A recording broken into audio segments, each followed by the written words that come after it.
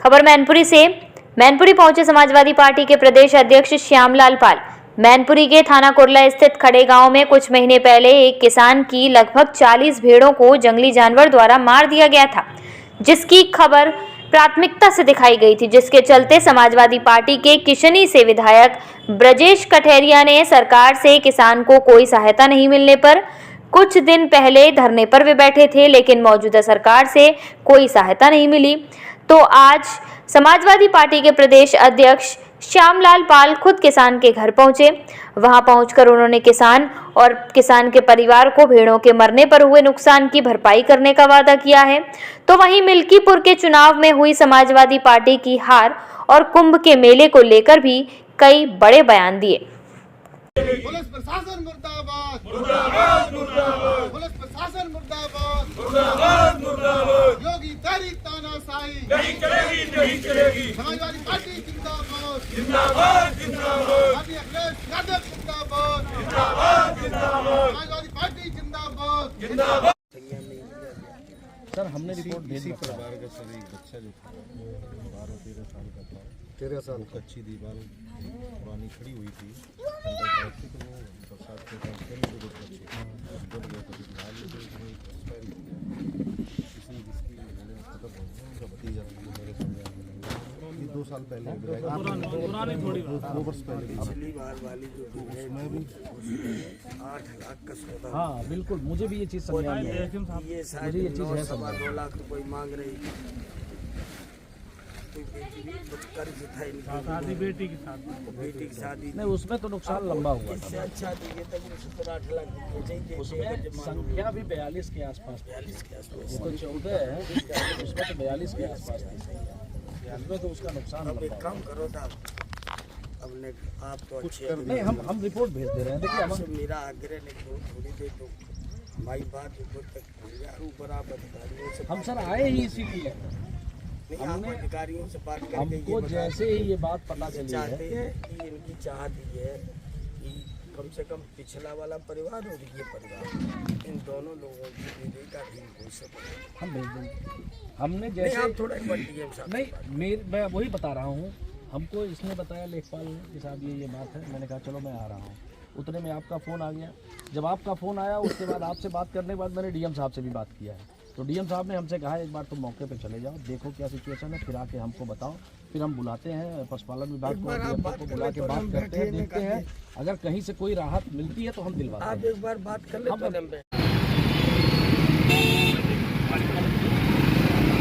कर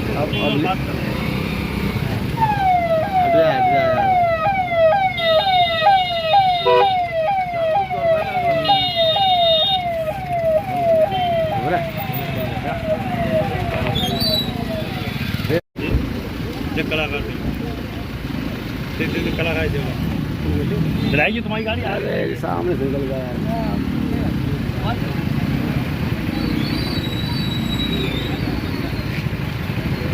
गाड़ी तुम्हारी आगे अच्छी जाएगी।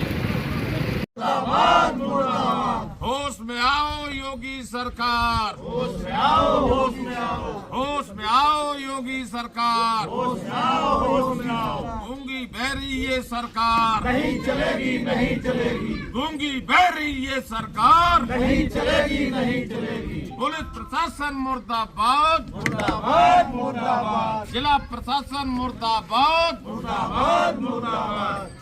योगी की सरकार मुर्दाबाद, मुर्दाबाद, मुर्दाबाद। समाजवादी पार्टी जिंदाबाद, जिंदाबाद, जिंदाबाद। पुलिस के दम पर ये सरकार नहीं चलेगी, नहीं चलेगी। योगी सरकार मुर्दाबाद, मुर्दाबाद।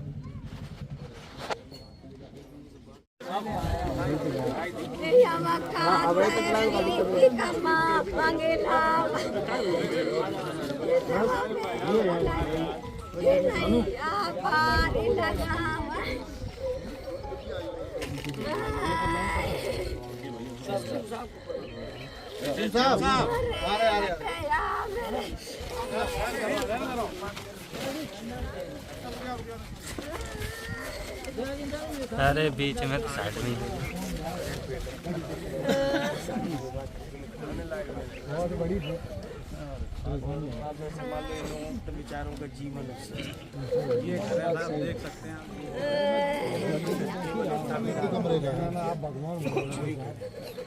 कैसे भी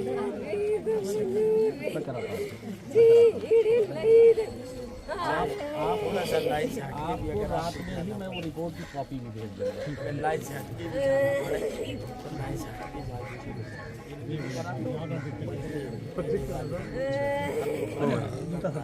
अरे बाबा और इनके लेटर पे साथ का हम आपको ठीक करें। और एक चीज इनसे कह उन्हें बुलाओ जरा आप शोएब को, डॉक्टर साहब शोएब जरा बुलाओ। बुलाना इनको।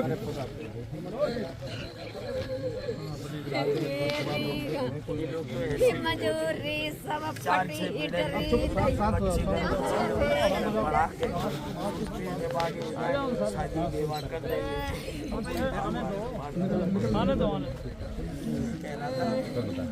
तो काय बना रही है कि दोनों भैया लगे रहे बना है ना टाइम बे टाइम सर्चिंग करो, थोड़ा सा स्टडी करो कि आगे कौन है।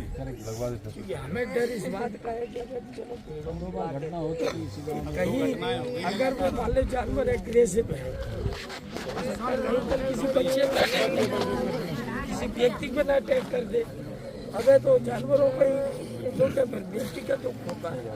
और इस बार चलो हम आप समझा ले रहे हैं, अब मान लो अगली बार फिर कोई ऐसी घटना भाई तब तो और समझाना हमें आपको सबको बड़ा मुश्किल हो जाएगा। तब आप आगे वाली प्रतिज्ञा कराओ कि ये हम आपको अपना इनका नहीं भी होगा तो भी चलेगा, आपका मिल जाएगा, आपको थोड़ा उससे बल मिल जाएगा बस, और कोई बात कल सुबह ठीक है। मैनपुरी में आपका आगमन हुआ, क्या उद्देश्य रहा, किस उद्देश्य के तहत आगमन हुआ? देखिए, दौरा जो है पीड़ित परिवारजनों से मिलने का।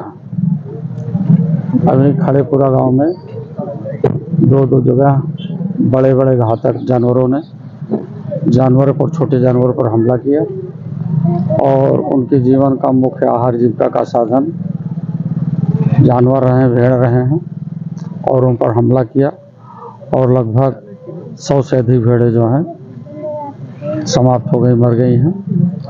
और ऐसे पीड़ित परिवारजनों से मिलने के लिए हम लोग जा रहे हैं कि उनके क्या हालात हैं, सरकार उनकी क्या मदद कर रही है, क्या नहीं कर रही है। तो ऐसी स्थिति में उन्हीं का हालचाल जानने के लिए आपकी तरफ से क्या सरकार के, आपकी जो सरकार, जो समाजवादी सरकार है, इसमें क्या आश्वासन है, क्या सहायता के लिए मुहैया कराएंगे? देखिए, पार्टी तो उनकी मदद कर रही है और करेगी। आदरणीय विधायक जी हैं, क्षेत्र का मामला उनके है, पूरी तरह से मदद में खड़े हुए हैं, शुरू से ही लेकर आज भी चल रहे हैं, मदद करेंगे। और समाजवादी पार्टी के राष्ट्रीय अध्यक्ष से भी अवगत कराया जाएगा और इस परिवार की मदद की बात। आज आप कुछ आर्थिक मदद की भी बात की गई थी, क्या आप आर्थिक मदद करेंगे? क्या आर्थिक मदद? ठीक है, आर्थिक मदद हो जाएगी, परिवारजनों से पूछ लीजिएगा, जानकारी हो जाएगी। समाज के लोग हैं और लोग हैं। जो हादसा हुआ इसमें प्रशासन के लिए क्या कहेंगे? प्रशासन तो कुछ नहीं कर रहा है, कई बार सूचनाएं दी गई और पशुपालन विभाग के अधिकारी बिल्कुल सो रहे हैं और उन भेड़ पालकों की सहायता होनी चाहिए, अनुदान होने चाहिए, लेकिन सरकार कुछ नहीं सुन रही। जिस तरीके से कुंभ मेला चल रहा है, सरकार कह रही है अपनी उपलब्धियां गिना रही है, कैसे देखते हैं इस घटना को आप, कुंभ की घटना? देखिए, कुंभ श्रद्धा का केंद्र है और प्रदेश के मुख्यमंत्री ने निमंत्रण बांटा है, पूरे भारत को ही नहीं विदेशों को भी भारत बांटा है। उनके खाने की राशन की व्यवस्था नहीं है और निमंत्रण के पत्र बंट चुके हैं।